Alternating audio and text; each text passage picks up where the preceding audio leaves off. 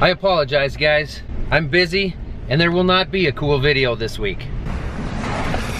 I wish I could put a cool video out there, but unfortunately, I'm just way too busy to try and get something out there. Most of you probably are not aware that I'm slowly transitioning into the possibility of maybe taking over a private farm business management business. What that is we go out and we work with different farmers and different farms and help put together really sound records when it comes to cash flow and balance sheets for them. We help them put together things like financial analysis, cash flows, balance sheet. We work with them to help them work with the bank and to help them have a better understanding of just where they're at financially with their business.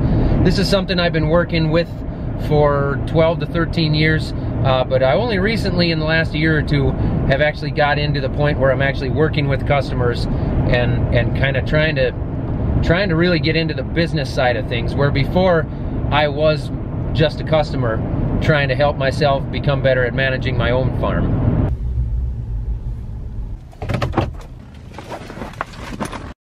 Customer is finished. Now I gotta go get a haircut.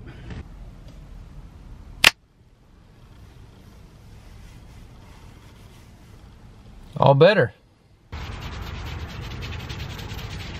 So the reason that I had to trim this beautiful flowing mane of mine is because I'm actually going to southern Minnesota tonight to get ready to do a couple of speeches for some channel district sales managers down there, John and Paul in Windham and Owatonna, Minnesota. I'm actually going to be giving some speeches to their customers over the next couple of days. Not something I have any experience with, but I do have a little bit of experience doing some public speaking. I'm not too nervous about it. It's gone pretty well. I've never peed my pants or tipped over on stage or anything like that. I'm going to be talking to them not about Channel Seed, because I'm not a Channel Seed dealer. I don't work for Channel Seed or anything like that. I'm just going to be talking to the customers actually about what I do with the millennial farmer and why I think it's important and how to relate to non-farmers and to farmers as well. I'm also going to be talking to them about my experience with the Climate Field View app and just some of the stuff that I've noticed with the app, what I like it for as a farmer, coming from a farmer, not coming from someone who's selling any of those products. So I'm excited for that, but it's keeping me busy. I need a new mailbox.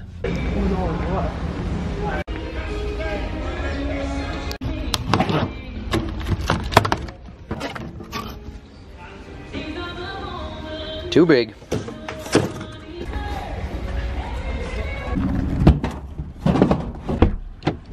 The reason I need a new mailbox is because my wife and I actually sold our house last week. For the last 3 weeks we've been scrambling to get out of our house and get moved into the farm. We're actually currently living in the machine shed with the tractors and the workbench and everything else. We've got a couple of rooms in there. We've got a break room and a bathroom. We're making it work. My niece is living in the camper. We've got 6 people living in there. We're making it work for now, but we need to have 2 mailboxes up because Mom and Dad are still living in the house. It was an unexpected thing. We weren't planning on selling our house yet, but we got a great offer from some old friends that were moving back to the area. They needed a place. We knew we were going to be selling our place in the next year or two, so we did it. It was a quick thing. We had to get out in a hurry. We've gotten out, but we've been busy. Once again, it's always a Buick.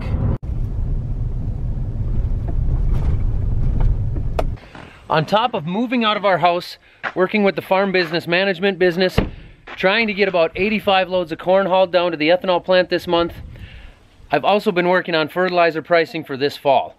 We go through, we call all of our suppliers, we get all kinds of prices put together, figure out what's going to be the cheapest per acre, kind of find out where our efficiencies are going to need to be. We look at the prescriptions we're writing because we variable rate all of our fertilizer, and then we get kind of a whole farm average as far as what that fertilizer is going to cost us.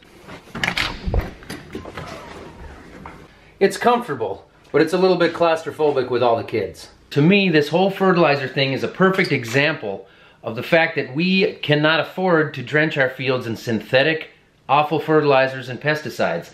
I've spent the last 3 or 4 days going back and forth with several different suppliers, looking at what types of products they have, what types of products we can use, and trying to put together a fertilizer plan for 2019. These are products that we're going to be putting down this year as an investment for the 2019 crop. We won't even see a benefit from this fertilizer for a year at the very earliest if we sell the crop at harvest time.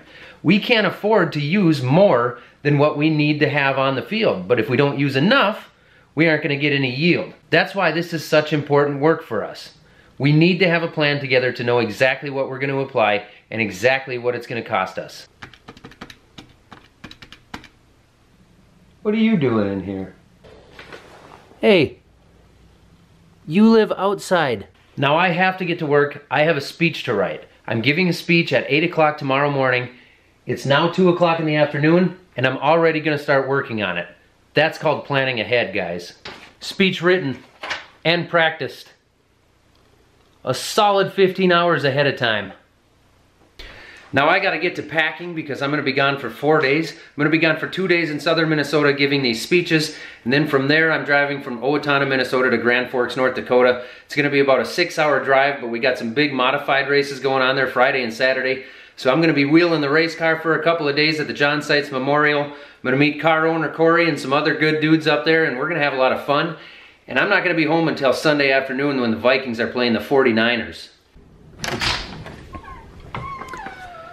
That's my niece's bedroom.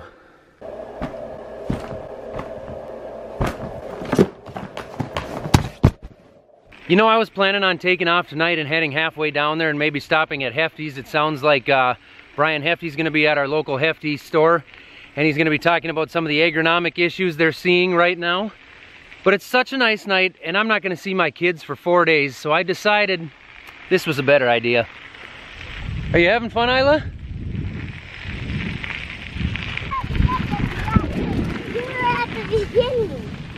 Are you happy that I stuck around tonight to go on a bike ride with you? Yeah. What should we have for supper? I don't know. I don't know either.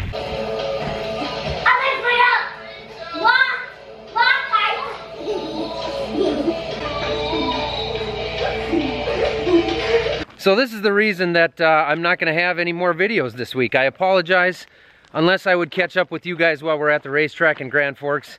I don't know, we'll see how busy we are. Anyway, I apologize for not having a cool video this week. This is the best I can do, guys. Thanks for watching.